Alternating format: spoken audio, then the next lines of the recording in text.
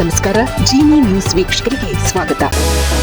ಎಲ್ಲ ವೀಕ್ಷಕರಿಗೆ ನಮಸ್ಕಾರ. ನಾನು ಸಂಧ್ಯಾ.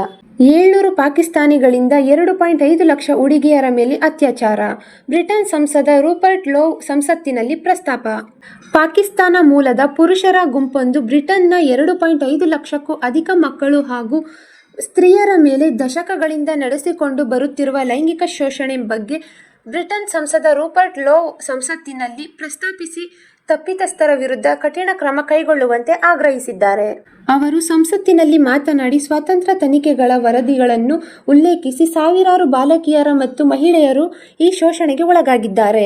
ಈ ಪ್ರಕರಣಗಳಲ್ಲಿ ಭಾಗಿಯಾಗಿದ್ದವರಲ್ಲಿ ಬಹುತೇಕರು ಪಾಕಿಸ್ತಾನ ಮೂಲದ ಟ್ಯಾಕ್ಸಿ ಚಾಲಕರು ಹಾಗೂ ಸಣ್ಣ ವ್ಯಾಪಾರಿಗಳಿದ್ದರು ಎಂದು ತಿಳಿಸಿದ್ದಾರೆ. ಈ ದಿನದ ನಿರಂತರ ಸುದ್ದಿಗಳಿಗಾಗಿ ವೀಕ್ಷಿಸುತ್ತಿರಿ ಜೀನಿ ನ್ಯೂಸ್. ನಮಸ್ಕಾರ.